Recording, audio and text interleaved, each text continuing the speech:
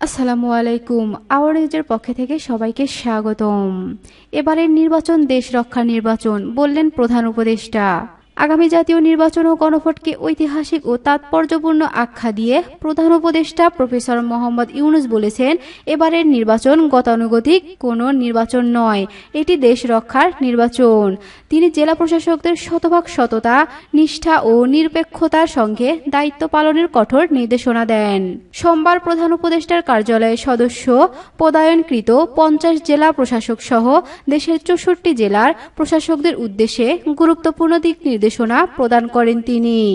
প্রধান উপদেষ্টা বলেন, শুধু 5 বছরের সরকার গঠনের জন্য নয়, গণভোট যুক্ত হয় এই নির্বাচন জাতির ভবিষ্যৎ পথ নির্ধারণে অত্যন্ত গুরুত্বপূর্ণ। তিনি উল্লেখ করে বলেন, এটা সম্পূর্ণ ভিন্নধর্মী নির্বাচন। বহু প্রহসনের নির্বাচন দেখেছে জাতি, এবার সেই অতীত ছাপিয়ে একটি গ্রহণযোগ্য নির্বাচন করতে হবে। গণঅভ্যুত্থান পরবর্তী নির্বাচন জাতির নতুন ভবিষ্যৎ নির্ধারণ করবে।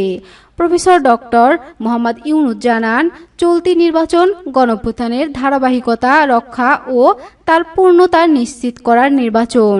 তিনি বলেন, এই নির্বাচনই নির্ধারণ করবে জাতির আগামী শতাব্দীর গতিপথ। এখানে ব্যর্থতার কোনো সুযোগ নেই। জেলা প্রশাসকদের দায়িত্ব সম্পর্কে তিনি আরও বলেন, এই নির্বাচনে আপনারা ধাত্রীর মতো ভূমিকা পালন করবেন।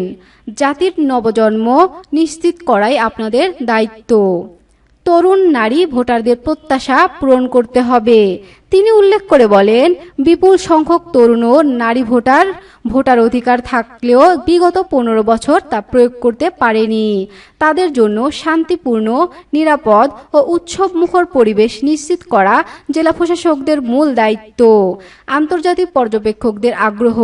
আন্তর্জাতিক পর্যবেক্ষকরা ইতিমধ্যে নির্বাচনী প্রক্রিয়া নিয়ে গভীর আগ্রহ প্রকাশ করছেন বলে জানান প্রধান উপদেষ্টা।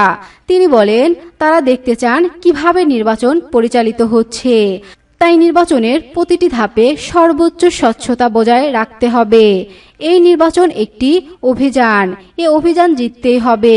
জাতির অস্তিত্ব রক্ষার বিষয় উল্লেখ করে প্রধান উপদেষ্টা বলেন, এই নির্বাচনকে সার্থক করা গণঅভ্যুত্থানের প্রতি আমাদের অঙ্গীকার। স্বাধীন জাতি হিসেবে টিকে থাকতে হলে এই লড়াইয়ে আমাদের জিততেই হবে। সভায় উপস্থিত ছিলেন সরকার ও প্রশাসনের গুরুত্বপূর্ণ কর্মকর্তারা।